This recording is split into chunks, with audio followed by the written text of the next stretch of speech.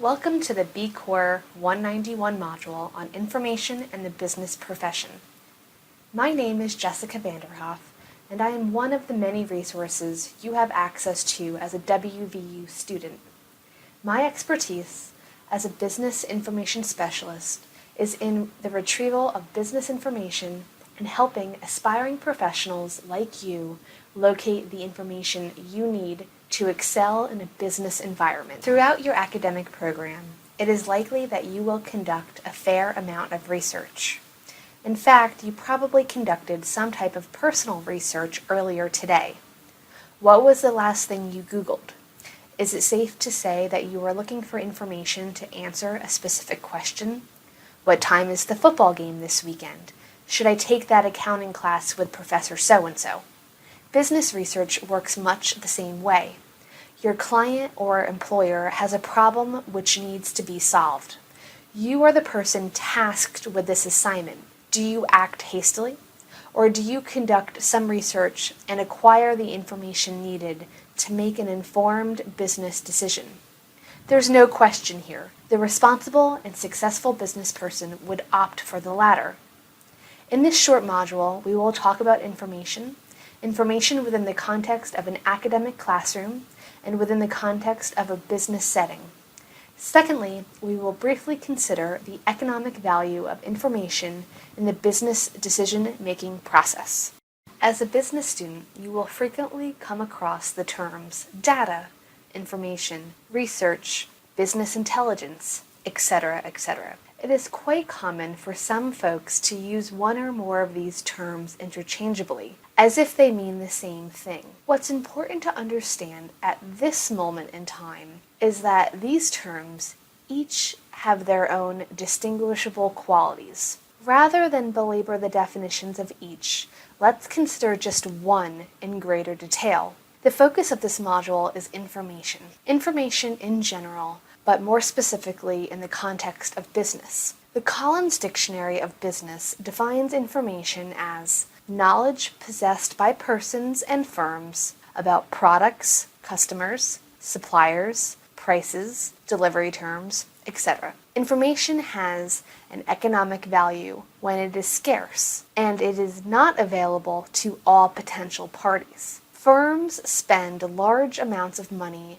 on product and process research and development, and on market research and on other forms of data gathering in order to try to gain information to reduce uncertainty. There are a couple of key takeaways from this definition. First, information varies in type. You are already familiar with many information types: books, magazines, websites, etc., that are more or less accessible either for free or at a nominal cost.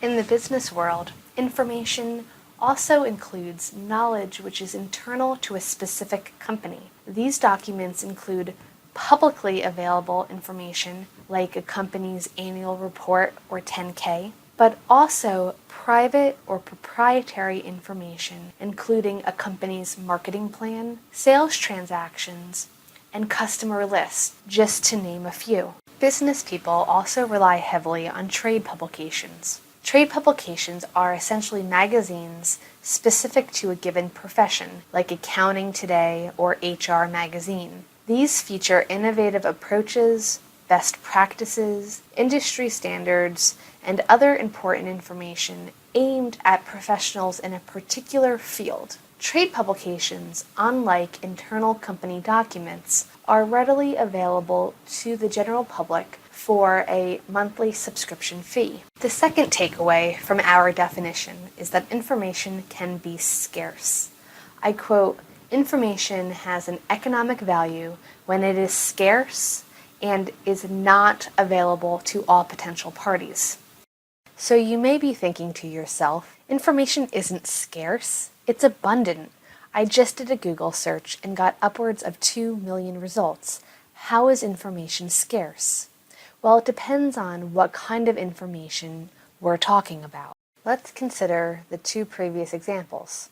The first, those internal company documents. How widely available or accessible are Apple's corporate documents? Well, it depends. Sure, you can Google Apple and annual report and automatically be redirected to Apple's investor relations page. That information is free.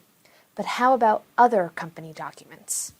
I mean, why would Apple share its current marketing plan, customer lists, or product launch strategies?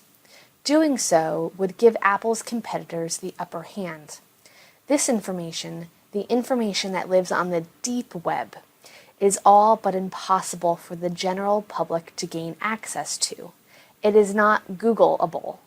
Rather, it is limited to a privileged few executives and the uppermost echelons of Apple's corporate infrastructure.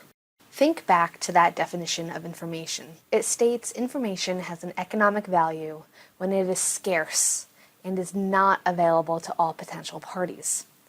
This type of information is called proprietary information. Proprietary information lives on the deep web and usually costs hundreds of $1,000s to produce.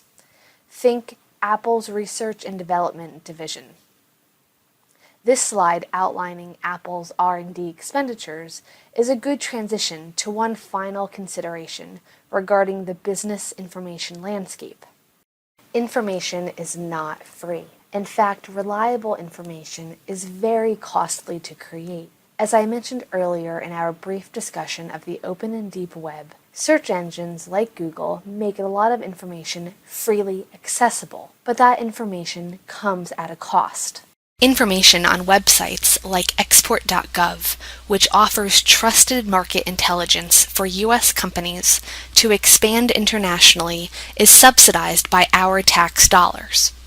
WVU's very own Bureau of Business and Economic Research, which serves the people of our state by providing reliable data and rigorous applied economic research and analysis, is sponsored in part by WVU, i.e., your tuition dollars, various government agencies, and private sector organizations here in West Virginia. So while the information is freely available to you, it is not free of cost. While many nonprofits, as well as big for-profit corporations, are seemingly in the business of giving this information away for free, take a minute to consider why. The bottom line, of course, it's in the interest of these organizations and companies to promote their causes and achieve their bottom line, whether those causes be the dissemination of religious or political ideology, scientific innovations, or brand awareness. Information which is freely available is usually information that is helping someone or some entity reach its bottom line. In short, just because information is freely accessible, the production of information is not free and is not without intrinsic value. Most business information, like market research on a specific consumer segment or product, does in fact come with a steep price tag. There are entire industries built around conducting market research.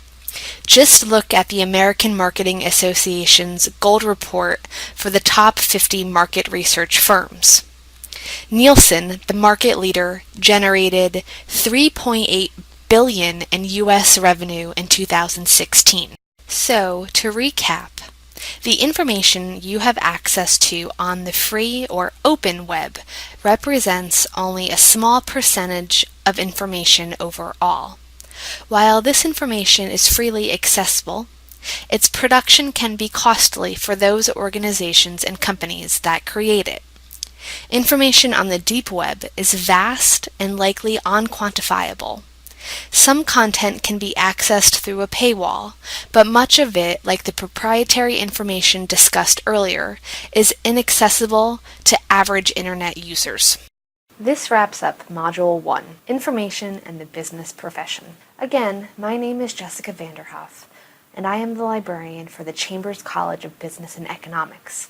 Remember that if you find yourself stuck in trying to locate information of any type, I'm here as a resource to you throughout your academic career at WVU. Before you move on to the second module, complete the short quiz attached to Module 1. Thanks, and have a great day.